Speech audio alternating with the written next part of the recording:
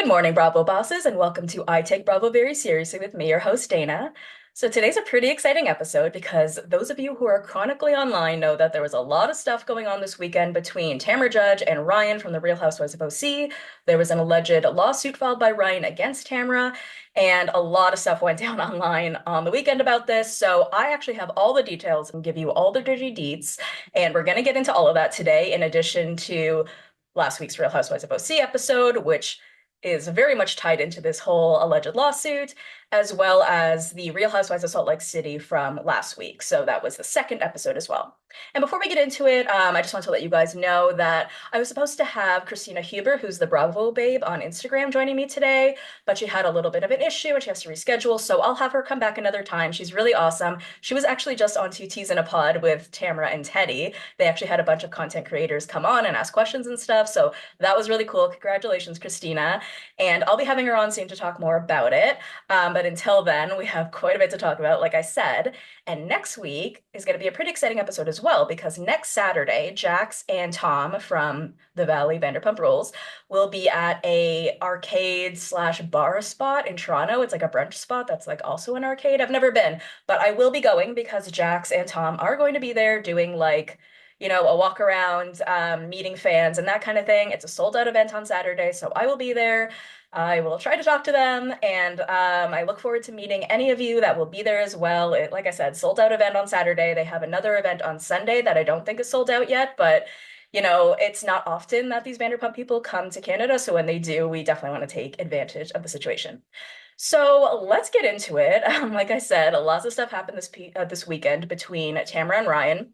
So basically what happened, and before, I'm not going to bother getting into the episode first, even though it sort of happens chronologically in that sense, but I will just give you a sense of what happened on the episode of The Real Housewives of OC that led to this drama between Tamra and Ryan. So as you will recall, all last season, Tamra was really coming for Jen and Ryan, mostly for Jen about her relationship with Ryan, and just made her life really super difficult. This season, Jen said, she just wants to have peace with Tamra and doesn't want to create a lot of situations with her. They seem to be in a good spot. But then Tamra just loves to run her mouth. So there was this dinner party at the Real Housewives of OC. Sorry, it was Katie's dinner. It was a dinner at Katie's house. It was all of the couples. So it was like Matt and Katie, Shane and Emily, Tamra and Eddie, and Jen and Ryan. And at this point in time, Ryan and Eddie had not been speaking because Ryan had allegedly said some stuff about Eddie on a podcast and some additional stuff. So they aren't speaking, and Jen really wanted Ryan to sort of fix things with Eddie because she feels like she has a really good relationship with Eddie, and she just really wanted them to sort of mend fences. So at this dinner, Ryan sort of attempts to, Eddie has no interest, and Tamra just starts coming out of the woodwork with these claims against Ryan, saying that the FBI raided his house 6 months ago. So this is all in relation to a matter that Ryan is sort of involved with. It's a legal matter. So there was this MLB Dodgers player who only spoke Japanese, and he had this interpreter who was stealing like $17 million from him. So I don't have all the details on this case. It's super complicated. I went ahead and listened to the Bravo docket. I listened a couple times, honestly, to get some more information about this case. I do find it really confusing. So I'm just going to read a little blurb of a transcript from the Bravo docket just to give you a little bit of a sense of what the case is about and how it involves Ryan. So they said, how does this baseball player have anything to do with the Real Housewives of Orange County? So at the highest level, his translator is being federally charged with stealing. It's actually 17 million from Ohtani. Ohtani is the Dodgers player, which he wired to pay gambling debts. Matthew Boyer, the illegal bookmaker under investigation, told Ohtani's translator, Ms. Mizuhara, he could pay his gambling debts by wiring money into the account of Bauer's associate, known in the complaint as Associate 1. And Associate 1 is Ryan. So yeah, this paragon of excellence 6'4" man is relying on his interpreter. His interpreter apparently had a gambling problem and was stealing money and then got behind in his gambling debts and ended up wiring some money to Ryan to try to pay those off. And then they said, so Ryan's lawyer told ESPN because there's an active investigation and Ryan is working with the authorities, he can't confirm or deny what is going on. He is not a bookmaker or a sub-bookie. Ryan and the alleged legal bookmaker in question reportedly laundered Mizuhara's payments through marker accounts at casinos. After depositing the payments, Ryan and the bookmaker then withdrew the chips from the marker accounts, gambled with them, and if they won, cashed out. Multiple sources told the outlets of ESPN that Ryan received immunity in return for his testimony. So that's another layer of bad. There's another thing too. It's like, okay, so he's receiving immunity for his testimony according to sources, but what did he report? I'd like to see Ryan's tax returns, and I bet the IRS is looking at them too. So that's what we have from the Bravo docket to give us a bit of a sense of how Ryan is involved in this scheme. Now, Ryan and Jen have said that the FBI never raided Ryan or his house. And after the episode on Thursday, Tamra went on Watch What Happens Live and she made the following statement. So I'm just going to play this for you guys now. So what you stole from the Dodger player. Oh boy. Okay.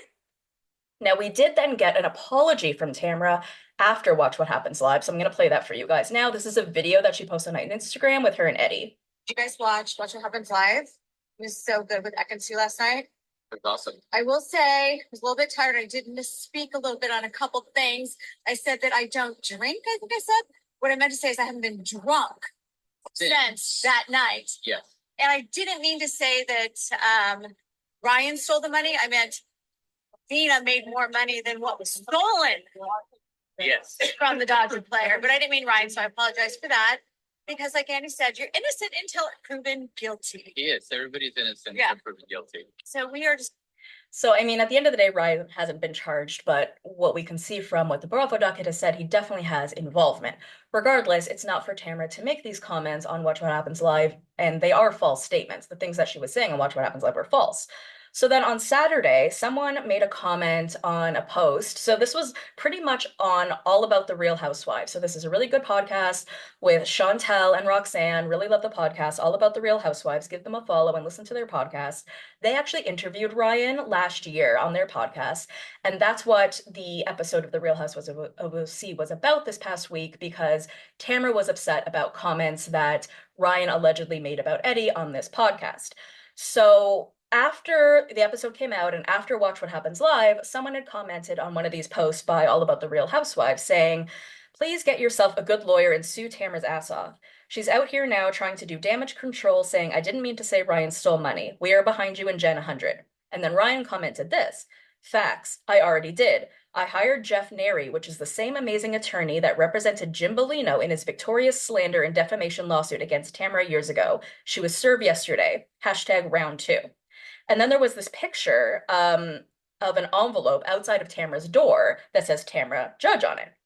Then Ryan also made another comment on Instagram saying, Tamra, you are played out. Your shtick is old, and we, the fans of the show, have evolved and grown up. Your lying, scheming, self-produced drunkenness, nakedness, trailer trash behavior circa 10 years ago. It's not cute anymore. In fact, it's gross, and we're over it. Just take a look in the mirror, or if self-reflection isn't your thing, then just read the comments on your blogs, Bravo TV, your own podcast, or your own personal social media. Hashtag it's time. So everybody was sort of losing it, going, oh my God, Ryan is suing Tamra. This is so crazy. So a lot of Bravo Lebs were coming out of the woodwork to make comments about this, including Jen Pedranti. So this is what she said. And this is in regards to the apology that I just played you guys that Tamra did make with Eddie. So Jen says, this is the worst fake attempt of a retraction of her words. I feel so bad for Eddie. Let's not forget she also said on national TV, Ryan's home was raided by the FBI 6 months ago and Jen is covering for him. Girl, you should have listened to Eddie when he tried to shut you up 5 times that night. Our home was never raided. I'm covering for nobody. Your mouth and alcohol are your biggest problem, and you attack Shannon. What a joke.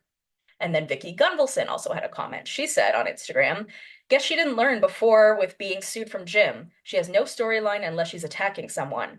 Peeing on your backyard cement was it for me and everyone else. It's gross, classless, and rude. Now hopefully she learns something on defaming people. And then Gretchen Rossi had a comment. So she tags Ryan and says, it reminds me so much of what she would do to Slade and I constantly. She would talk mad shit about Slade, and then the second he defended himself or called her out on her BS, she would cry and play victim. It's the same old story, just different characters. I'm so sorry you two are going through this. We love you guys. So then Tamra made another apology. So this was like a pink screen, white words. Here it is for those of you watching on YouTube, but I will read it for you. So she says, as I mentioned on my IG story yesterday, I would like to apologize for and correct the record on a misstatement I made on Watch What Happens Live on Thursday about Ryan Boyajian. I don't know how to pronounce that, Boyajian?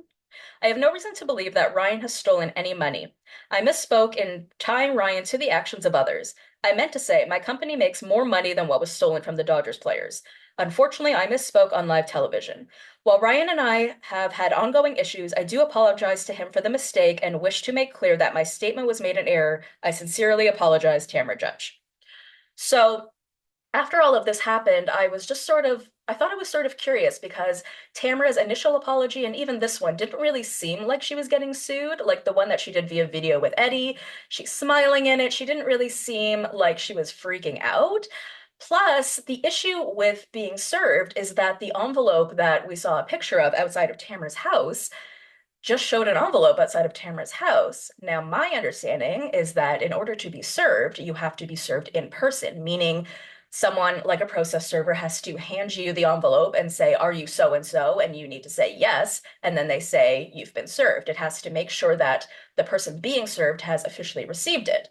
So I made a post about all of this and I made a comment to Ryan saying, hey, Ryan, can you please clarify if Tamara was in fact served? Because it's my understanding that she would have to be served in person. So basically, what happened was a direct source reached out to me in the DMs to explain to me in a little bit more detail about what actually happened here between Ryan and Tamara. So I'm just going to give you guys a little bit of a brief on this so you have a bit of an understanding. So the document that was sitting in front of Tamara's door is a cease and desist. And a cease and desist can be delivered by process server, but it doesn't need to be served to the person. So in this case, the cease and desist was provided to Tamara via email and outside of her door by a process server, and it still counts as being served because in California, to serve a cease and desist, it doesn't need to be served to the person. So as of right now, there is not a current lawsuit against Tamara. This is currently a cease and desist. So I hope that clarifies things for people, and I guess we'll see what happens in terms of Tamara's apologies, whether those are good enough, and whether this cease and desist will just end there. In all fairness, it was a bit confusing. The way it looked online was that he did sue her. So, I mean, I'm not going to sit here and be team anyone. I mean, as of this weekend, I'm definitely more team Ryan than I am team Tamara, and I feel that's such a crazy place to be. Like, what a time to be alive that we're team Ryan. Because, like I said, we're pretty sure he is involved in this scheme in some way, allegedly. But we just don't know, and we probably won't ever know because he's been given this immunity. And like I said, he hasn't been charged, right? So we only know what we know, which is very little. Regardless, the things that Tamara has been doing for a while, like including last season to Jen, she was really coming at Jen over her relationship, which at the end of the day is Jen's choice. This season, Jen just wanted to, make peace with Tamara. And that's why you'll see at the dinner, Jen is saying things like, why are you doing this? Why are you doing this? When they were in such a good place. And Tamara is saying things on Watch What Happens Live, like, oh, well, Ryan called Eddie gay. I don't know where that happened. I was looking around and I didn't see that anywhere. I'm not saying it didn't happen. I'm just saying I don't know where that is. And even, Andy Cohen said on Watch What Happens Live, like, you were really upset about these alleged things that Ryan said about Eddie in this podcast, but the podcast didn't really say anything. And it didn't, right? Like, the worst thing he said about Tamara and Eddie was that, like, nobody liked them at Cut Fitness, which is stupid. And who cares? If somebody says that nobody likes you and that's the worst thing that somebody said about you, I'll say it again, like I say every week, then you've lived a very privileged life if that's the worst thing that's ever been said about you. Then she's trying to, it's what Tamara does. She tries to create all of these dramatic situations. She will play the victim and act like she's been so hurt and things have happened to her when they're really these minute, tiny things, right? Like her saying that, that Ryan was admonishing Eddie and their business. No, all he said was no one liked him at Cut Fitness. That is not admonishing Eddie as a businessman, right? She takes something small and creates this mountainous situation and creates it as more than it is.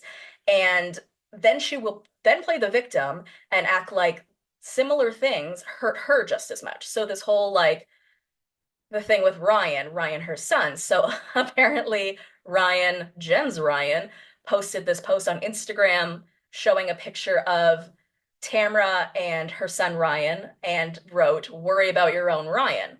Now, it did have a link to Ryan's dick pic store or something like that. But Tamra is trying to make it more than it is when all Ryan is saying is worry about your own Ryan, meaning worry about your own kid. But she's sitting there being like, you're talking badly about my parenting and about my child. And that's not what he's doing. And again, she tries to create it as more of a situation than it is by taking it back 20 years and saying that, her son Ryan sent a dick pic to a girl he was dating 20 years ago, and then she sent it to the press. And so what Jen's Ryan is doing is making a mockery of that and making fun of her child. Now, he would obviously have no way of knowing about this situation that happened 20 years ago. And again, I feel insane defending Ryan, but like in this particular situation, I feel like she just doesn't have a leg to stand on. And even if Ryan did say some negative stuff about Tamra, I feel that's warranted given everything she did to him last year. And if he's upset now and wants to sue her, I don't blame him because, he's just sitting there trying to live his life with Jen, and Tamra is just sitting there being like, attack, attack, attack, attack on someone who really has nothing to do with her and is not really a part of her life. So, but at the end of the day, Ryan did sort of give the fandom and the public the impression that he had sued Tamra. Now, he did use the words, she's been served, this has happened. And technically speaking, he didn't use the words, I've sued her. Technically, everything he wrote is true, but he did give the impression that he was suing Tamra and that this was officially going through. But again, to confirm, this is a cease and desist. So this is where we are, super crazy. I guess at this point, we're just waiting to see if Tamra does make this second apology to Ryan, if he will accept it, and how it goes from there. But even Gretchen Rossi has even since come out the woodwork and said even more and said, there's a bunch of people who need to start suing Tamra, including herself, including Jen, just for a lot of the defamation. And, you would think that Tamra would have learned by now after what she went through with Jim Bellino and how stressful that situation was. Just be careful about the things that you say about people. And I know she's putting on a show and I know she's trying to be a character and to be interesting, but it really has not worked for her this season. Her attacking Shannon's alcoholism by yelling at her and calling her an alcoholic didn't work. Her yelling at Ryan and calling him a piece of shit and calling him a person who was raided by the FBI didn't work, right? It's weird how when she came back last season, we were happy for it because the show was really going downhill. She definitely brings the drama, but now she's just bringing chaos that isn't really necessary. And you even saw it in Eddie's eyes when they were at the dinner in the episode. Like he grabs her face and says, stop, stop, it's enough. And even before the dinner, which is so funny considering she's calling Shannon an alcoholic, but before the dinner, Eddie actually like kind of pulls Tamara aside and says, pace yourself with the drinks tonight, okay? And then she gets sloshed out of her mind, starts screaming obscenities and losing her mind. And that's why I think Ryan was kind of like, are you really speaking like this? And that being said, of course, he also called Eddie a little bitch earlier, and I've never used the term little bitch this much. Well, I don't think I've ever used the term little bitch, but now I feel like I've heard it 3 times in this episode. So, but he wasn't saying it directly to Eddie or Tamara's face the way that Tamara was saying it directly to Ryan's face. She looked him dead in the eye and called him a little bitch. Like, it's a lot. And that's why I feel for Jen when she keeps being like, why are you doing this? Why are you doing this? I also think it's really interesting that Jen feels that she has this outside separate relationship with Eddie. So I guess he used to train her or he still trains her at the gym or something like that. But she's made it very clear that she really respects Eddie, she really likes Eddie, and she sort of seemed to be going around Tamara during this conversation, during this fight at this dinner, to sort of look at Eddie and say, Eddie, how can you allow this? How can you let her do this? And Eddie's sort of like, well, I'm not her keeper. And she's like, yeah, but you're allowing her to say all these untruths and you're allowing her to attack me and my partner. And, their relationship is odd. Like while Tamara was sort of yelling all of this at Jen and Ryan, Eddie's just sort of looking up in the air and away, as well as the other husbands. Matt was giving the most hilarious, disgusted face. Shane looked bored out of his mind. Ryan was frustrated up the wahoo. And I just, honestly, normally we enjoy the New Jersey men and everything that they bring, but I really enjoyed the men in this episode because they were all just giving such hilarious face. Okay, I know I said I wasn't going to even recap the episode as I explained the Ryan and Jen thing, but I obviously just did. So let me see if there's anything else I want to say about the episode. Okay, well, I am glad that we're moving on a bit from like this whole John and Alexis thing. It's been really annoying. We obviously got more in this episode saying that John is now moving forward with his lawsuit against Shannon, but I was just sort of happy that we are kind of moving to some other drama. We also got Heather and Terry going for a pre-op check for Terry to get a nose job. And it was really interesting. So he mentions to Terry, or sorry, he mentions to Heather during this scene that it sort of takes her a long time to get over things. And she gets really upset and she says, like, to him off camera, like, don't admonish me on camera. And you just see the line while they're off screen, but you hear the mics pick it up saying, don't admonish me off camera, on camera, sorry. I thought that was really interesting. I don't think it's a bad thing. And obviously, every couple has their fights, and every couple has the perception that they want to portray to the public. Not everybody lets all their dirty laundry out for everybody to see. But I just thought it was interesting that, I mean, we know about this about Heather. She has a very curated persona that she likes to give off. And if anyone tries to imply that she's deviating from that or that she's different from that, she'll sort of lose it. So even though this came from her own husband and it wasn't even anything really bad, he's just like, it takes you a long time to get over stuff. And he's sort of just making fun of that or making a joke of that. But for her, because she cannot take any sort of criticism, it was a big deal, right? And she had to sort of call him on it. Now, in terms of the criticism, I do just want to go back to the whole Emily of it all again, with the whole thing with the dress and the weight, only because it came up a bit in this episode again. And I just want to sort of try to clarify again where Emily is coming from someone who has been overweight. So obviously, Emily is overreacting. Obviously, she is projecting. But what she was trying to say was, she's spent so many years being the bigger girl. And then she did all this hard work to get to where she is. She looks fucking amazing. And then she gets a dress that's a size 12. So it's basically telling her, oh, you're not small. You're still a big girl. Now, of course, Heather had nothing to do with giving her the size 12. It's just sort of that internal thing in your mind of like, how am I still a 12? How can I be a 12? I have worked so hard. I am so small, and now I'm getting like the biggest size that exists in this place, and I have to bring my own jeans.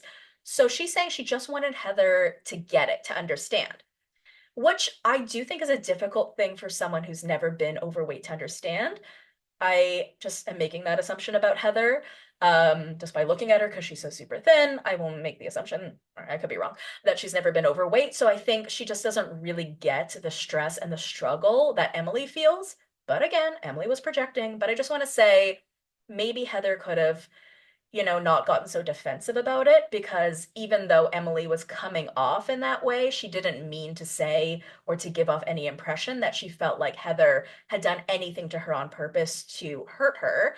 In fact, she just wanted Heather to sort of see her and understand where she was coming from, which understandable. So I am still really confused about the Gina and Travis situation. So we have this scene where Gina is hanging out with Matt and his fiance Britt, because they're going to be getting married, and she's talking to them about how she's just really struggling with everything with Travis.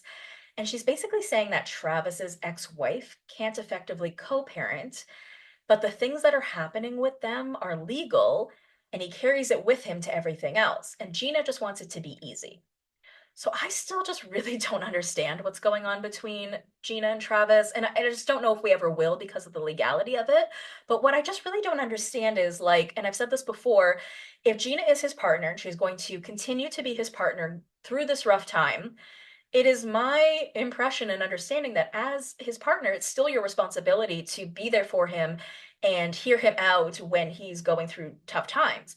So I would assume that if the ex-wife is giving him a hard time, that he's still venting to Gina about it. And I just don't really understand the difference between her being there for him as his partner, like over the phone where he vents about it, as opposed to them living together.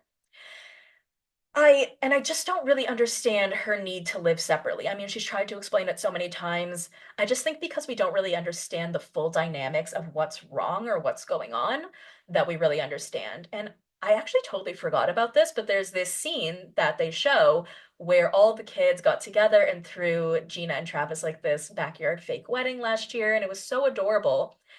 And just given how much of a relationship all of the kids have, it is really horrible to hear that Travis's ex-wife makes everything so difficult, because it really seems like the kids, the parents, everyone would benefit from more peace.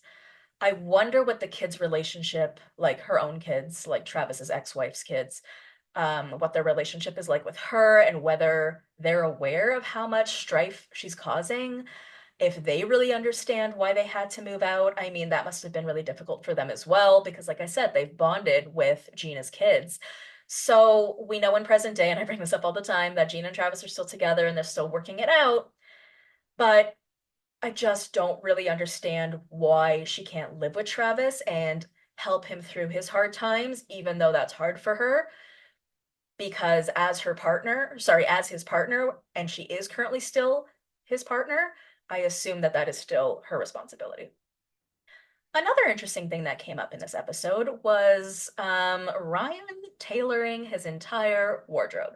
So we have always seen Ryan dress a little bit eclectic. He's got his jean jackets, his gas station sort of shirts, lots of stuff. But Jen tells us in this episode that Ryan tailors everything: his jackets, his t-shirts, his board shorts, guys, his underwear. Why are you tailoring your underwear? Like when I've ever tailored something, it's because I'm short. I'm 5'1", so to tailor something was to shorten something for me. So I'm wondering what that means for him. Is he trying to make them more fitted? Is he trying to make them shorter? And for why, right? Because they're under your pants. Is it because they create sort of like a chafing or a discomfort if they're too long or too baggy under your pants? Like I have so many questions about this. It's pretty wild.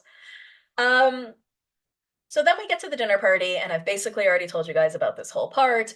Tamra's going off on Ryan for saying stuff about Eddie as a businessman. Ryan's coming back saying, like, I didn't do those things. It ends up in this whole fight, and Tamra just ends up saying, like, I'm done, I'm done, I'm done. Goes to the kitchen. The producers have to scatter out of the way so she can get her purse so they're not on camera. And that's the end of the episode. But it's funny because the episode wasn't that fulsome, and I didn't think we'd have that much to talk about. But because of all the stuff that happens offline, we ended up having quite a fulsome amount to talk about based on this episode. All right, well, let's move into the Real Housewives of Salt Lake City.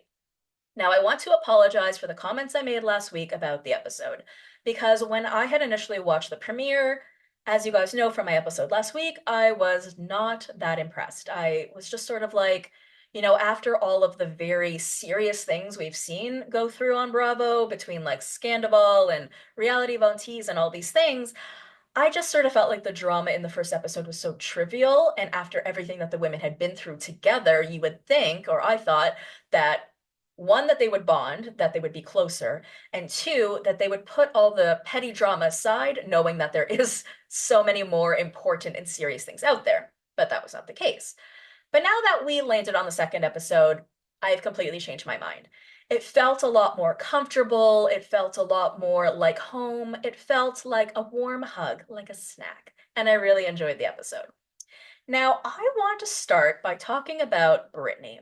So I mentioned in last week's episode that she doesn't look like a Brittany, so she really, just sort of goes above my head a little bit because I just sort of forget about her. But in this episode, she did give us a lot, and I feel like there is a lot more to her that we could sort of dive into. So there's this scene where she's playing tennis or something with Heather, and she's explaining that she actually has put her kids last and put a man first in relationships before.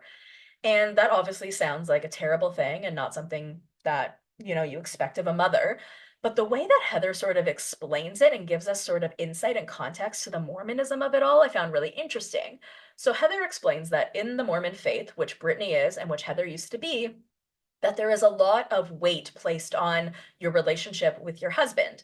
And you can get into eternity or whatever they call it, the eternal world, heaven, whatever it's called. You can get into heaven without children, but you can't get in without a husband. And so that's why Heather says a lot of Mormons place a lot of weight on their partnerships, their relationships with men, even above their relationships with their children. And Heather even said that she has even put her relationship with her husband, her ex-husband, before her relationship with her children before. So having that sort of context, I felt was interesting because you don't really think about the religious aspect when you think about somebody's parenting or why their situation turned into what it is. I also want to mention that I can officially say I will never join the Housewives, not like I've ever been asked, but I'm just going to say that because why are there so many physical events when they are doing that ropes course? And the fact that they even got Mary to agree to that, beyond me, considering she basically did nothing last season. But I was just like floored that every Housewives show and every like Bachelor show has all of these like sporty, terrifying events that like those of us who are lazy and uncoordinated and really hate physical activity would never do. So when I watch stuff like that on TV, it is like, what's that show? Like My Biggest Fear? The Biggest Fear, is that the name of the show? Where they like will put you in like a dunk tank of spiders because that's your biggest fear. This is mine. This is mine. Okay. I also want to just go a little bit back to, Meredith and the whole bath thing. The bath is just not the flex that she thinks it is because it's a bath. Everyone takes one, everyone has one, so no one's impressed by you, Meredith, by you saying that the bath is your thing. So I just want to point that out. But, Meredith's, I am losing my mind today. Meredith's storyline in this episode was about her wanting to be bat mitzvahed. And as a Jewish person, I sort of found this interesting. Now, when she initially made the statement in the episode saying, I want to have a bat mitzvah in my late 40s, my initial thought for a second, just for a second, was like, is she doing this for a storyline? This feels very gimmicky. But then watching the way that Seth sort of broke down and was so emotional about it, it really spoke to me because it really showed how much their faith means to them and how much being bat mitzvahed in this sense really creates this sense of bond to their Judaism, to their faith, and to each other. And for that, I was like, wow. So then I called my mom, who I'm not close with, but I was curious her opinion because she is such a super Jew. And I said, what do you think about a woman in her late 40s wanting to get bat mitzvahed? Do you think that's like gimmicky? And she's like, no, I think that makes so much sense. There are so many people who didn't do it as children. Like it was always more of a traditional thing for men than it was for women, depending on how religious you were. I had a bat mitzvah at 12 or 13, but not all women have bat mitzvahs. Like men will have, or boys will have their bar mitzvah, but not all women will have a bat mitzvah. And so she said that there's just so many people who have never had that and they don't feel as tied to their faith because of it. So it's actually a lot more common than you think. And I was like, oh, okay then. And so I was sort of online, with her kids, with Chloe and whatever her other kid's name is, saying like, but why? Why would you do this? Do adults really do this? But according to my mom, they do. So, Mazel Tov Meredith, and I hope it went well. I'm not sure if we'll get to see the bat mitzvah on the show, but that would be pretty cool. I also want to talk about Mary and her projection. So we have this scene where, they just finished the ropes course, they're all eating, and Brittany decides to make an announcement, which good for you, girl. You're trying to like make your name in the show. Go for it. So she makes an announcement that her and Joel Osmond, is that his name? Jimmy Joel, one of the Osmond nephews or someone related to one of the Osmonds that she's apparently dating has made it Instagram official, which is funny because this woman is like in her late 40s and saying something is Instagram official is very juvenile. But then we learn that he actually didn't because the post that he made on Instagram said, when you're like going around Costco with your best friend. Then there's also a scene in the premiere episode with Brittany and the Osmond. I forget his name, so we'll just call him the Osmond, where he says, we've had a very interesting run together as best friends. Brittany's also told us that they've broken up like 16 times. So I have to admit, I'm really confused. Is this like a juvenile relationship where you think you're in a relationship, but you're not in a relationship? Like, are you just best friends? Like, are you sleeping together? And when you say you've broken up 16 times, did you actually break up? Because were you ever actually dating? I mean, the fact that this man said on national TV, best friends, and has never said that they are in an actual relationship, to me is him putting out there to the public that this is not his girlfriend and never was. So I don't know why she thinks that they are now official when he still hasn't said those words. But again, it feels like such a high school thing. And for like Lisa and Heather to sort of explain to her, like, and even Whitney saying, I think you're a lot more into him than he's into you. It doesn't seem that great. And Mary just comes like out of the woodwork because she hates Brittany, right? It's the thing with Mary is you sort of only have one chance to win her over. And because Brittany screwed up so badly last week at the Bezos party, calling Mary poor and all of that, I mean, Mary's done. So Mary's like, we don't care about your announcement. We don't care about your boyfriend. Why don't your kids talk to you? What's wrong with you that your kids don't talk to you? And it's so rude, right? And everyone's sort of calling her on it. And Heather's trying to, wrap things up and sort of be like, Mary, she's a member of the cast, so are you saying that you're never going to talk to her and you're never going to care about what she has to say? And Mary's just sort of like being in her own world and is like, come for me, I don't care. Come at me, I don't care. She hates Brittany. But then she explains a little bit more about why that is. And I thought it was super interesting. So she tells the camera that she finds Brittany triggering because her own mother, who had 5 kids, including Mary, was also more concerned about having a boyfriend than having children. The children didn't feel loved, Mary said, that they didn't have anything, that they were sort of running amok, and that there was no sort of control and no discipline. And, we saw this a bit in The Real Housewives of OC with Emily and her projection towards Jen and how Emily felt towards her mother. But the difference here is Mary doesn't understand that she's projecting onto Brittany. She definitely understands that Brittany is a trigger for her, but she doesn't understand that what she's doing and how she's projecting her feelings of her mother onto someone she just met really isn't the right thing to do. And it isn't reflective of Brittany, right? Mary's mothering has nothing to do with Brittany as a mother. They're different people, different circumstances, different situations, right? Now, Brittany does tell us that she can't really tell us what happened with her children and why her daughters don't speak to her because it's very personal, it's very complicated. But I do hope we end up getting more from her on it because, quite frankly, like it's the most interesting thing that she has going on right now. Bronwyn talking shit about Whitney ends up triggering Heather about trusting people like Monica. And I get that because we even saw this a little bit with Lala last season on Vanderpump Rules because Lala was like, I'm not sure if I trust Dan or anyone coming into our group because it's like, why are you here? What do you want? And so she is sort of, she's got her guard up a little bit with Brittany because or sorry, not Brittany, with Bronwyn because she sees Bronwyn's, sort of talking shit about Whitney, saying that like, oh, did she like practice all this stuff in the mirror that she was saying about being a healed Whitney? So I get that because if you have a friend who's constantly talking shit about all your other friends, you sit there and go, okay, well, what are they saying about me?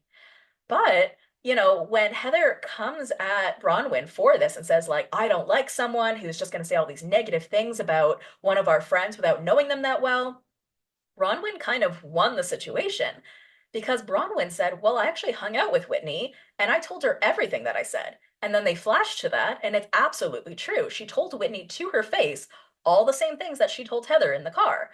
So Heather didn't really know what to do with this because she already knew that she had come in so hot with the situation. So she just sort of tries to like dumb it down, being like, well, we just all need to be careful of our words and the things that we say. And it's like, all right. But I really feel like Bronwyn is just such a fire fit for this cast. I don't know where she came from. She just fits in so seamlessly. Even her scene with her husband and her family, it just sort of felt like we've always been watching them. But one other interesting thing I thought about her daughter. So her daughter is with not her current husband, but from a previous relationship when she was 19. And that partner decided he didn't want to be involved. And I find that really interesting because Bronwyn has told us that she grew up Mormon. She went to BYU. So I am curious if this man was Mormon as well, because what we know about the Mormons is that they really try to force you into marriage if you get pregnant. So I'm curious why this man wasn't sort of forced to marry Bronwyn. Obviously, it worked out for the best for her. She's in a happy relationship with someone like 20 years older than her. Good for her. But her daughter, Gwen, is from that relationship. Now, what I thought was interesting about Gwen, now I'm fine with the way that Bronwyn dresses. It's very Real Housewives of Salt Lake City, very out there, very whatever. But I think it's funny that Bronwyn and her daughter are so close because when you look at these confessionals of Bronwyn, where she's wearing these hilarious outfits, these giant clown-like, I don't even know what to call it. I'm trying to picture Bronwyn and Gwen like going to the mall together, where Gwen is dressed like a regular teenager wearing like jeans and a t-shirt, and her mom is wearing like the Queen of England sort of garb. And I just wonder how Gwen feels about being out in public with her mother who dresses that way. Again, totally fine for the show, perfect for the show, love the fashion, love the costumes, LOL, but I just wonder how Gwen feels about that out in public. So, also at this dinner, Lisa and Whitney continue their fight over Whitney being a shitty friend. Meredith also ends up contributing to this, saying that she also thinks Whitney's a shitty friend because she feels like Whitney will take things out on people that have nothing to do with them. Regardless of all of this, Whitney decided this would be the time to invite the entire cast to Milwaukee. Now, why Milwaukee? Well, because apparently Trixie has a bar there, and you'll recall Trixie from last season at the Trixie Motel. So this is going to be our first cast trip, I guess, to Milwaukee, but Meredith told Whitney she wasn't sure if she was going to come. So I think that's the end of the episode for today, guys. We've got into the OC, all the online drama, and the Real Housewives of Salt Lake City. And like I told you guys, next time I will have a full debrief for you on the brunch event with Jax and Tom. Love you, BBs! Thank you for listening. This show is brought to you in partnership with Hurrdat Media. If you want to listen to this show or any other episode, you can do that on Apple Podcasts, Spotify, iHeart, or wherever you get your podcasts. Subscribe to Hurrdat Media's YouTube channel to watch my full-length video podcast episodes. You can follow me on Instagram at I Take Bravo Very Seriously and at The Bravo Investigator. You can follow me on TikTok at The Bravo Investigator.